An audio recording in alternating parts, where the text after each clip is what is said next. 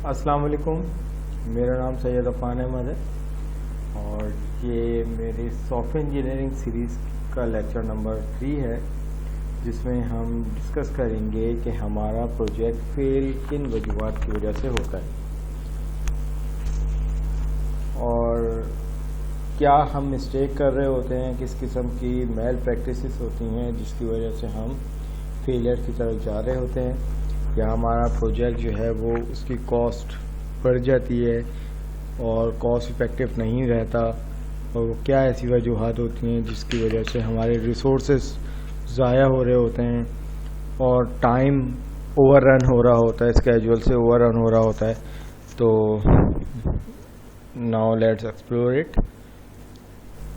Concept जो है वो हमारे पास क्लासिक मिस्टेक्स का है। पहले तो ये सुन लें कि मिस्टेक्स तो हमें पता है क्या होती हैं, लेकिन हम इसको क्लासिक मिस्टेक्स क्यों कह रहे हैं। क्लासिक मिस्टेक इस सेंस में कह रहे हैं कि बहुत सारी ऐसी प्रैक्टिसेस होती हैं जो हम अपने रूटीन में नहीं कर रहे होते, लेकिन हम जिसको भी वो प्रैक्टिसेस इम्प्लीमेंट करते हुए देखते हैं तो उनका बैड इम्पैक्ट हमें नज़र आता है। कि मिसाल के तौर पर मैं आपसे कहूँ कि बारिश का सीज़न है, बारिश हो रही है और एक हाई एक्सटेंशन पोल को कहूँ कि भाई आप इसको ज़रा हाथ लगा के दिखा दें, तो आप मुझसे क्या कहेंगे? भाई मैं हाथ लगाऊंगा तो मैं मर जाऊंगा, मुझे एक भारी नुकसान होगा, हो सकता है मैं पैरालाइज हो जाऊं, जो भी होगा, लेकिन एटलीस्ट मुझे फ़ायदा नहीं होगा इसका। तो क्यों भाई? मैं अगर उससे अगेंस्ट में सवाल करूं कि क्यों, तुम्हें कैसे पता कि नुकसान होगा या तुम मर जाओगे? तुम क्या पहले कभी मरे हो या तुमने पहले कभी ऐसा काम किया है? तो आप जवाब अगेंस्ट में ये देंगे कि नहीं, हमेशा जिसको भी ये काम करते हुए देखा है हमेशा उसके रिजल्ट नेगेटिव आया है, उसको नुकसान करते हुए देखा है। तो दोज प्रैक्टिस जो आप so many time by so many people but always impact the bad result। तो ये हमारे पास ऐसी मिस्टेक्स होती हैं कि जो हम नहीं करते लेकिन और लोगों को प्रैक्टिस करते हुए देखते हैं, तो उसका इम्पैक्ट हमेशा बैड निकलता है। तो अब हमारा ऑब्जेक्टिव क्या है इस वीडियो में? हम क्लासिकल मिस्टेक्स क्या होती हैं, क्लासिक मिस्टेक्स क्या होती हैं, उनकी कैटेगरीज देखेंगे और कुछ वर्स्ट प्रैक्टिसेस को डिस्कस करते हैं। Now let's explore it. Classic mistake, बहुत सारे रिसर्चर्स ने सॉफ्टवेयर प्रोजेक्ट को रिव्यू किया और उन्होंने लॉट ऑफ मिस्टेक्स को फाइंड आउट किया, और उन मिस्टेक्स हमेशा उन जैसी मिस्टेक्स को जितने भी प्रोजेक्ट में इम्प्लीमेंट होते हुए देखा, उसके हमेशा कोई ना कोई नेगेटिव इम्पैक्ट उन्होंने एनालाइज किया। तो यहाँ पर क्लासिक मिस्टेक की दोबारा से डेफिनेशन दी हुई है। Those practice were chosen so many time by so many people and those practices have predictable bad result.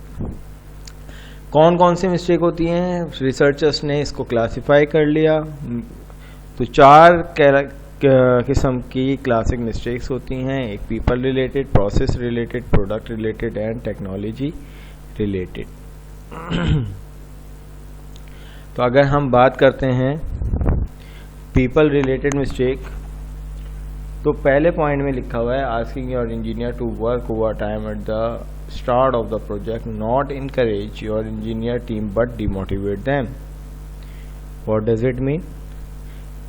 कि अगर हमारा प्रोजेक्ट मैनेजर हमसे कहता है कि भाई हमें एक बहुत तगड़ा सा प्रोजेक्ट मिला है जिसमें हमें काफ़ी अच्छी अर्निंग हो जाएगी और हमें बेनिफिट मिलेगा, बहुत सारी अच्छी बातें करने के साथ साथ वो साथ में ये बात भी कह देता है कि अब हमें दिन रात इस प्रोजेक्ट में काम करना है। भाई आप क्यों किसी के प्रोजेक्ट के लिए दिन रात काम करोगे? आप हो उसके एक एम्प्लॉय, आपका जो टाइम शेड्यूल है आप उसके मुताबिक काम करेंगे और उसके बाद आप चले जाएंगे। तो वो इंकरेज करते करते आपको डिस्करेज भी कर देता है, यानी मोटिवेशन देते देते आपको डिमोटिवेट भी कर देता है कि भाई आप दिन रात, आप क्यों उसके प्रोजेक्ट के लिए दिन रात काम करेंगे। Sometime team leader ask long vacation while team is working overnight. अक्सर ऐसा भी होता है कि जो टीम लीडर होता है वो बड़ी विंटर वेकेशन के लिए या समर वेकेशन के लिए या कोई भी वेकेशन पे चले जाता है और पीछे उसकी टीम बैठ के काम कर रही होती है।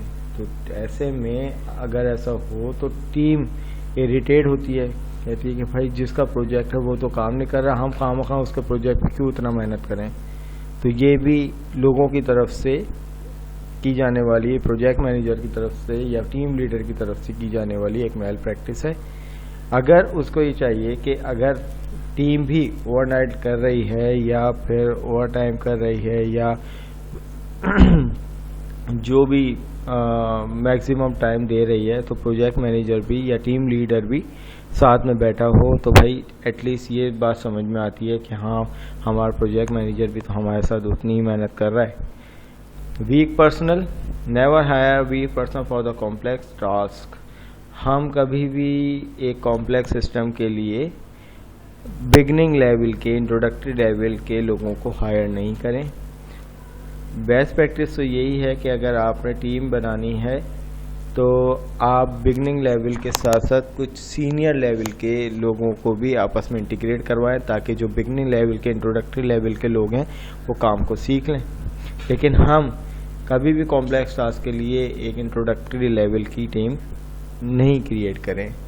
Heroics, a team member who uses the heroics approaches discourage the cooperation among the team member.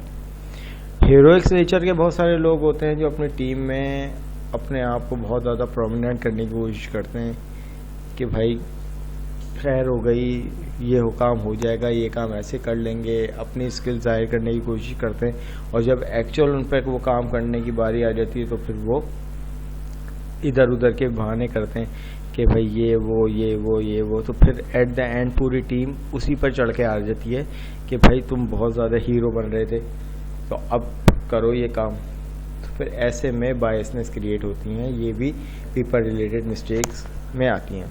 Adding people to the late project, it will take more productivity away from the team member. अगर कोई fire fighting operation करने की कोशिश करें तो analysis के according हम अपने प्रोजेक्ट को ओवररन होने से 25% से ज़्यादा नहीं बचा सकते। कम से कम ज़्यादा से ज़्यादा हम 25% अपने स्केड्यूल को कॉम्प्रेस अप कर लेंगे। हम ये सोचें कि भाई हमारा प्रोजेक्ट लेट हो रहा है, हम ज़्यादा से ज़्यादा वेल स्किल्ड लोगों को ऐड करें। तो जब ऐड तो कर लेंगे लेकिन एटलीस्ट वो नए बंदे हैं उनको हमें अपना डोमेन समझाने में, कोड समझाने में कुछ तो टाइम लगेगा। अब टाइम ऑलरेडी हमारे पास नहीं है।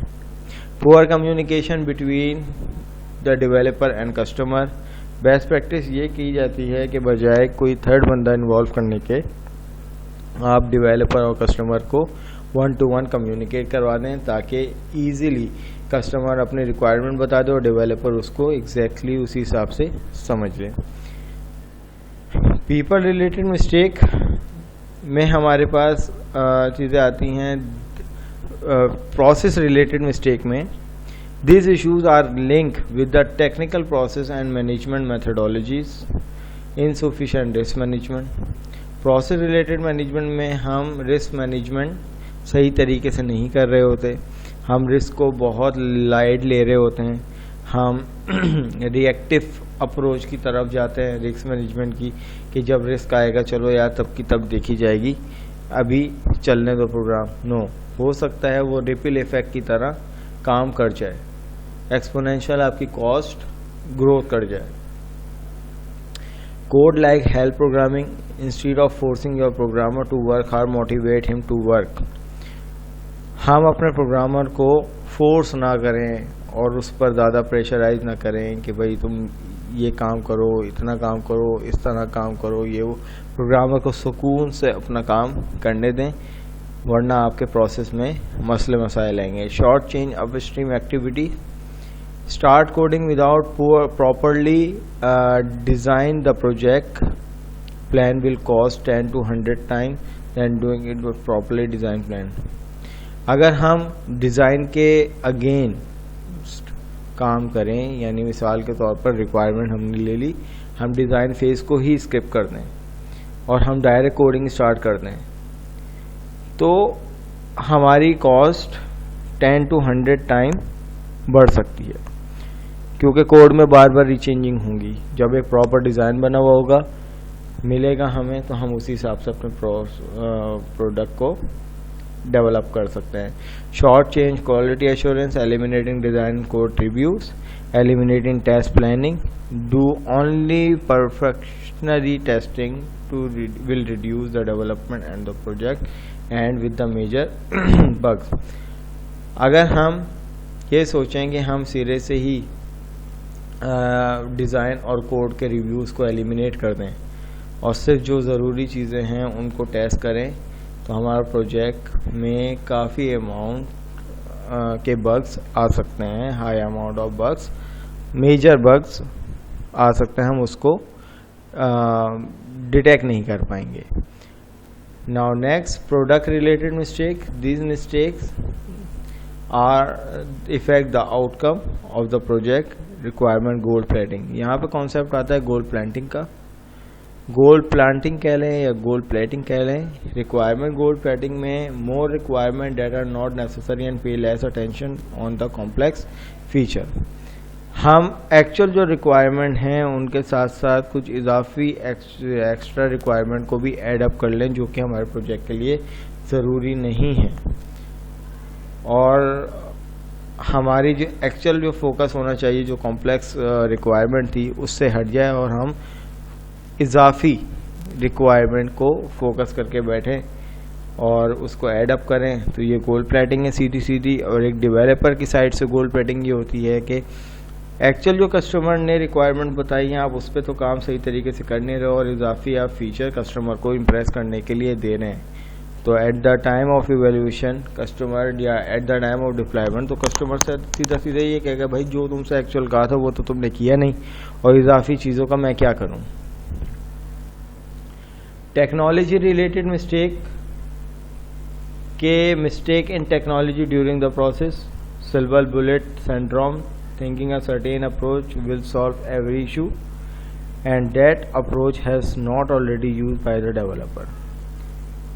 अगर हम ये बात सोचें कि हर प्रॉब्लम का सॉल्व यानी हर इशू को हम एक ही तरीके से सॉल्व कर सकते हैं, एक ही अप्रोच से सॉल्व कर सकते हैं, तो ये भी सिल्वर बुलेट सिंड्रोम है, ऐसा नहीं हो सकता। हम एक बैंकिंग सिस्टम को और एक ई कॉमर्स के सिस्टम को एक तरीके से टेस्ट नहीं कर सकते, डिफरेंट अप्रोचेस हमें इम्प्लीमेंट करनी पड़ेंगी। और दूसरी बात कि डेवलपर इस अप्रोच से काम करे जो उसने कभी इस्तेमाल ही ना की हो। Switching tool in the middle of the project. अगर हम विजुअल स्टूडियो पे काम कर रहे हैं और हमें कोई और सॉफ्टवेयर ऐसा हमारे बीच आया कि हमने कहा चलो यार काम इस पे भी हो सकता है, तो हम उस सॉफ्टवेयर पे बनाना शुरू कर दें, तो फिर ऐसे में होगा कि हमें हमारा काफ़ी फोकस जो है वो उस टूल को समझने में चले जाएगा और हमारी कंसंट्रेशन जो उस प्रोजेक्ट के लिए होनी चाहिए थी वो नहीं होगी। Lack of automated source code control. If 2 or more developer working on the same part of the project, it is necessary to adhere the source code control practice.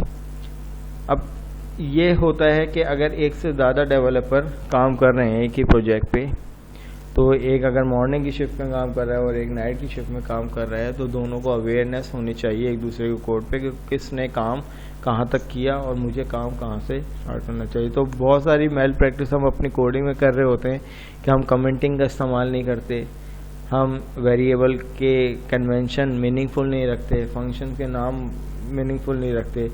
तो हमेशा हमें चाहिए कि जब भी कोड करें तो उसमें प्रॉपर कमेंटिंग करें ताकि समझ में आ जाए कि कौन सा ब्लॉक ऑफ कोड क्या काम कर रहा है। कुछ वर्स्ट प्रैक्टिसेस हैं प्रोजेक्ट मैनेजमेंट की। अगर हम बात करें फर्स्ट में, removing 20% code which contain most of the bug to solve the 80% problem. अगर हम 20% कोड को रिमूव कर दें जिसमें हम अगर ये सोचेंगे हमारी 80% प्रॉब्लम सॉल्व हो जाएंगी, तो ये हमारी प्रोडक्टिविटी -50% लेस कर देगी। Code with the hard coded data which create the problem during update. अगर हम कोडिंग में हार्ड कोडेड वैल्यू प्रोवाइड कर दें तो इससे हमारी प्रोडक्टिविटी 45% डाउन हो जाएगी, क्योंकि हमें बार बार फिर वैल्यू के लिए कोड में चेंजेस करनी पड़ेंगी। Staffing maintenance team with the inexperience people. अगर हम टीम ही इनएक्सपीरियंस लोगों की बनाएं एक कॉम्प्लेक्स सॉफ्टवेयर के लिए, तो हमारी प्रोडक्टिविटी 40% डाउन हो जाएगी। Complex code with the hard to understand and change, अगर हम अपनी कोडिंग में पुअरली कमेंटिंग करें, कमेंट सिरे से ही गायब कर दें, तो उसको समझने में और चेंज करने में हमें बड़े मसले मसाइल होंगे, जिससे हमारी प्रोडक्टिविटी -30% लेस हो जाएगी। Lack of good tool to keep track over the source code and make changes in it. अगर हम टूल्स का सही तरीके से इस्तेमाल नहीं करें और तो उससे हमारी 28% प्रोडक्टिविटी डाउन हो जाएगी। पुअर चेंज कंट्रोल मेथड और चेंज मैनेजमेंट की जो मेथडोलॉजी है, अगर हम सही तरीके से नहीं करेंगे तो हमारी प्रोडक्टिविटी -27% डाउन हो जाएगी। तो ये स्टूडेंट्स कुछ मेल प्रैक्टिसेस थी और कुछ ये क्लासिकल मिस्टेक्स का कॉन्सेप्ट था। आई होप कि आप लोगों को क्लियर हुआ होगा। तो इंशाअल्लाह ताला मिलूँगा अपने नेक्स्ट लेक्चर में, तब तक के लिए अल्लाह हाफिज़।